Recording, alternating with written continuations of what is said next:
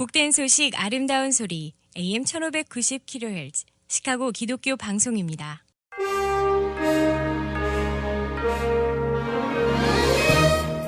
여러분 안녕하십니까? 7월 7일 화요일 KCBS 헤드라인 뉴스입니다.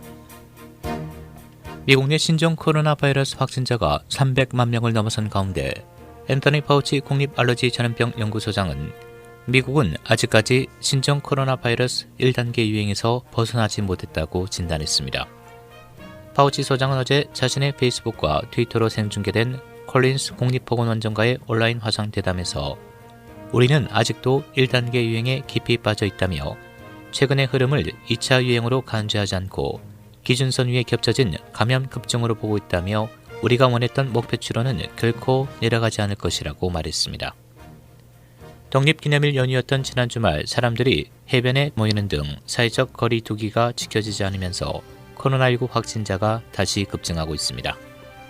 현재 미국 내 신종 코로나 바이러스 누적 확진자 304만 1129명, 사망자는 13만 2993명을 기록하고 있습니다. 캘리포니아, 플로리다, 텍사스, 애리조나 등 남부 4개주를 중심으로 하루 신규 확진자가 3,000에서 9,000명대를 지속하면서 급증하고 있습니다.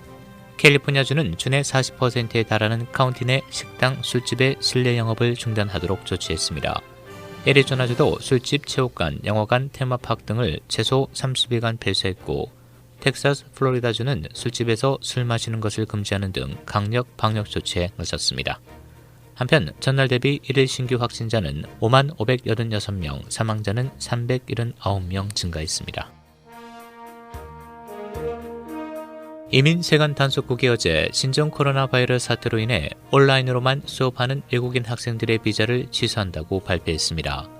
언론 등에 따르면 이민 세관 단속국 ICE는 어제 보도 자료를 통해 올 가을 학기에 온라인으로만 진행되는 수업을 듣는 외국인 학생들은 미국에 머무르는 것이 허용되지 않는다고 밝혔습니다. 이어서 이 같은 상황에 처한 F1 학생 비자와 M1 직업교육 비자 학생들은 미국을 떠나거나 합법적 체류 지위를 유지하기 위해 대면 수업을 하는 학교로 옮겨야 한다고 밝혔습니다. 또 이와 같은 조치를 위반하는 사람은 이민 결과에 직면할 수 있다는 말로 강제 추방 조치를 예고했습니다. 민주당 조 바이든 전 부통령의 러닝메이트 유력 후보군 중 한 명인 케이샤 보텀스 애틀랜타 시장이 신종 코로나 바이러스 양성 판정을 받았습니다. 케이샤 보텀스 시장은 어제 트위터를 통해 아무런 증상이 없었지만 검사에서 양성 반응이 나왔다고 밝혔습니다. 그는 이후 언론과의 인터뷰에서 아이 2명 중 1명 역시 확진 판정을 받았다는 소식을 전하면서 최근 두통과 가벼운 마른 기침 등 계절성 알러지와 비슷한 증상을 겪었지만 코로나19 징후로는 인식하지 못했다고 말했습니다.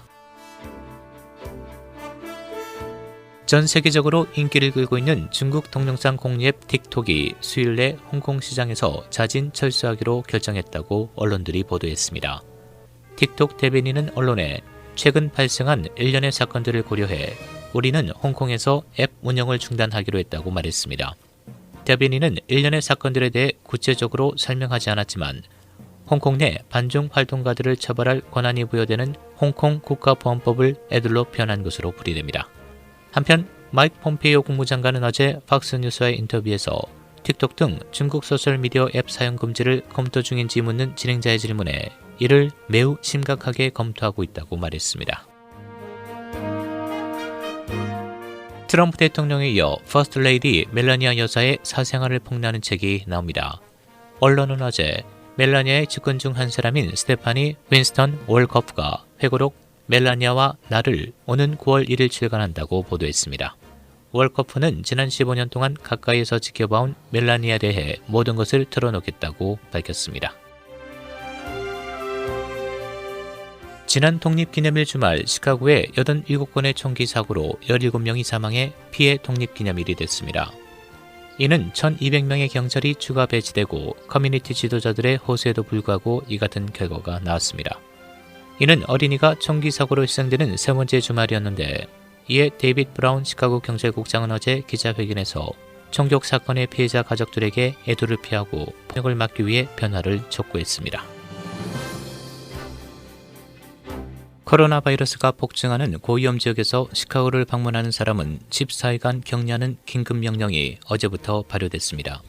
로리 라이프 시카고 시장은 코로나 바이러스가 폭증하고 있는 15개 주에서 24시간 이상 보내고 시카고를 방문하는 사람들은 자체적으로 14일간 자가격리해야 하며 이를 어기면 하루 100에서 500달러, 최대 7,000달러의 벌금을 부과한다고 발표했습니다.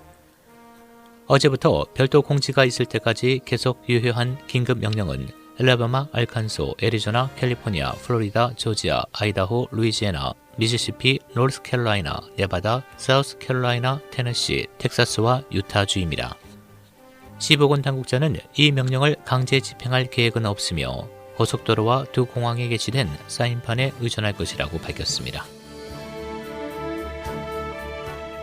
일리노이주 1일 신규 확진자 614명, 사망 6명을 기록했습니다. 현재까지 일리노이주 누적 확진자 14만 7,865명, 사망 7,026명입니다. 이는 지난 3월 25일 3명의 사망자를 기록한 이래 가장 낮은 수치입니다. 한편 시카고시는 사회적 거리 두기를 위반한 5개 비즈니스에 벌금을 부과하고 렉 미시건에 파티보트를 출항 금지했다고 발표했습니다. 날씨입니다. 오늘 대체로 맑고 무덥겠으며 우한테 비 또는 썬더스톰이 예상됩니다. 낮 최고 93도, 밤 최저 75도. 내일 대체로 맑고 무덥겠으며 낮 최고 94도, 밤 최저 76도. 목요일 대체로 맑고 흐리고 우한테 썬더스톰, 낮 최고 92도, 밤 최저 74도. 금요일 오전에 비 또는 썬더스톰, 오후 들어 맑아지겠습니다. 낮 최고 89도, 밤 최저 72도입니다. 지금까지 진행의 박상준이었습니다.